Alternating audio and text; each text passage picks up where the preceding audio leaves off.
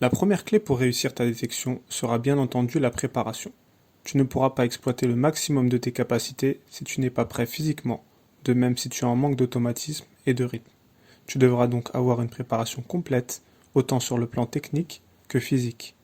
Deux cas peuvent se présenter ici. Le premier est que la détection se déroule dans une période où tu t'entraînes régulièrement et où tu as du rythme. Dans ce cas-là, tu ne seras pas dans l'obligation de faire une préparation spécifique car tu seras en quelque sorte déjà dans une forme idéale. Le second cas est si tu n'es pas en rythme et que tu t'entraînes que très peu à l'approche de la détection. Dans ce cas-là, je te conseille de t'y mettre un mois à l'avance. Tu auras 3 semaines de préparation intensive où tu monteras en intensité de manière progressive. On entend par cela que tu en garderas sous le pied durant ta première semaine, puis tu augmenteras l'intensité durant la deuxième et encore plus durant la troisième. Ta quatrième semaine sera plus légère afin d'arriver le jour J avec un pic de forme en ayant retrouvé ton énergie et assimilé les bénéfices des semaines précédentes. La seconde clé pour réussir ta détection sera le repos, la visualisation et l'analyse vidéo. Après ta bonne préparation, tu devras avoir suffisamment de repos afin d'arriver en forme optimale. Tu devras de même donner de l'importance à la récupération durant ta préparation en ayant un sommeil suffisant, en t'hydratant et en mangeant correctement. Je te conseille de ne pas t'entraîner la veille du jour J ainsi qu'un autre jour de cette semaine dans le but d'arriver léger et frais. Tu pourras durant celle-ci penser à ta prestation sur le terrain. Tu devras être positif et imaginer à chaque fois le meilleur scénario. Tu visualiseras tes différentes actions sur le terrain afin d'être plus à même de les reproduire. Je te conseille de même d'observer des vidéos de joueurs à ton poste, leur placement, les choix sur le terrain, la prise d'informations. Tous ces points que tu assimileras plus facilement et qui te permettront de performer au mieux sur le terrain.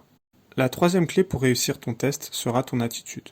Tu devras montrer aux recruteurs ou aux entraîneurs que tu peux t'intégrer dans un groupe, cela en communiquant sur le terrain par exemple, en montrant que tu t'adaptes facilement aux différentes situations, que tu as de la maturité, etc.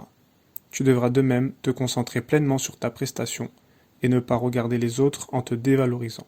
Tu devras être donc concentré et mettre au maximum tes émotions de côté. Tu seras focus sur ta mission, quoi qu'il arrive. Peu importe si les circonstances sont positives ou négatives.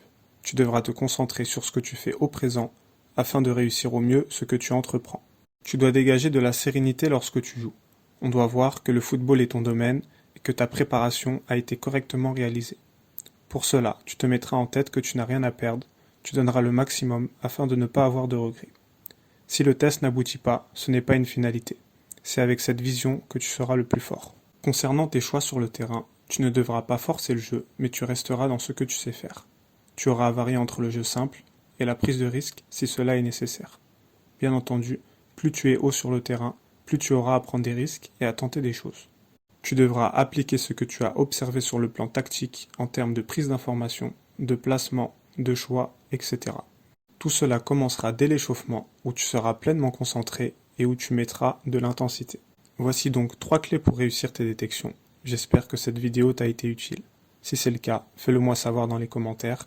Tu peux aussi liker et partager. D'ici là, on se retrouve très vite pour d'autres contenus sur l'entraînement.